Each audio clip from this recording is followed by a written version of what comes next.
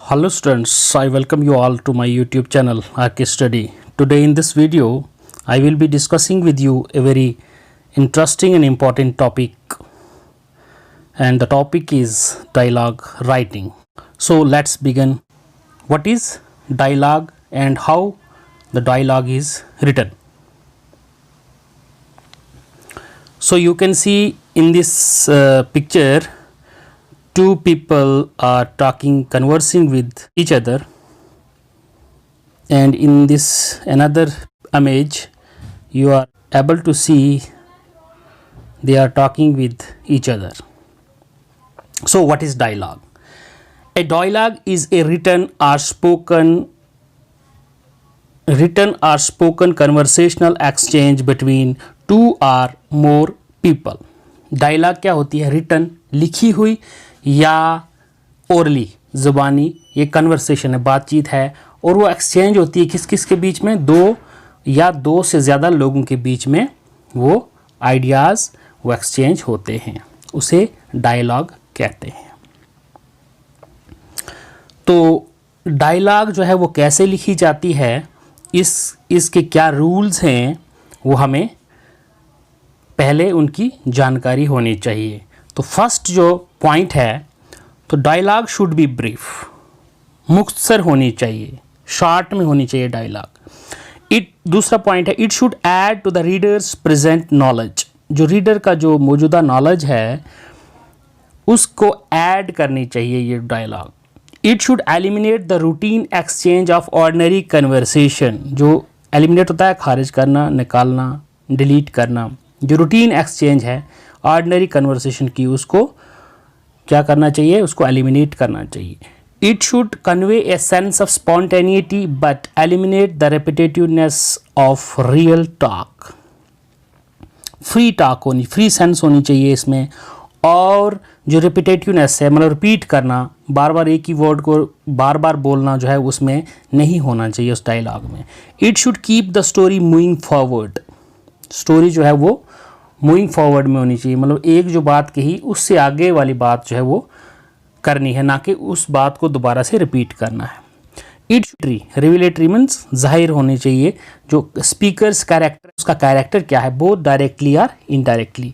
It should show the relationships among people, लोगों के बीच में जो है वो रिलेशनशिप, क्या रिश्ता है, वो जाहिर करना चाहिए। सो ये पॉइंट्स है। तो डायलॉग लिखने से पहले इन पॉइंट्स का ध्यान में रखना बहुत ज़रूरी है, ठीक है, अदरवाइज़ डायलॉग जो है वो सही नहीं होगी। हमारे पास एग्जांपल है एक, यहाँ आप इमेज में देख सकते हैं, ये स्टूडेंट्स हैं, ठीक है, स्टूडेंट है, ये भी एक स्टूडेंट है, ठीक है, और ये क्या है? टीचर है, ठीक है। यहाँ पे पीछे आप बोर्ड देख रहे हैं, राइटिंग बोर्ड, ठीक है। तो इनके बीच में क्या है? डायलॉग है। तो इस डायलॉग को हमने क्या करना है? कंप्लीट करना है। ऐसे ही आपको कहीं पूछा जाएगा कि इस डायलॉग को एक सही तरीके से आप क्या करें, इसको कंप्लीट करें। So let's begin. टीचर, अब टीचर कहता है, did you play the match yesterday? अब स्टूडेंट्स से कह रहा है, दो यहाँ पे पर्सन है वो बात कर रहे हैं, डायलॉग कर रहे हैं आपस में, ठीक है। तो टीचर कहता है, did you play the match yesterday? Student, yes I played the match yesterday. Teacher, where was? यहाँ पे फिल इन द ब्लैंक्स है, तो आपको जो सूटेबल लगता है तो आपने ही इसमें क्या करना है? फिल करनी है, ब्लैंक्स को फिल कर देना है, ठीक है। वेयर वाज, आपने जो नेक्स्ट है, नेक्स्ट डायलॉग है, उसको भी आपने पढ़ना है और अंदाज़ा लगाना है कि क्या हो सकता है, क्या क्वेश्चन पूछा है, क्योंकि क्वेश्चन का ही तो आंसर दिया है उसने।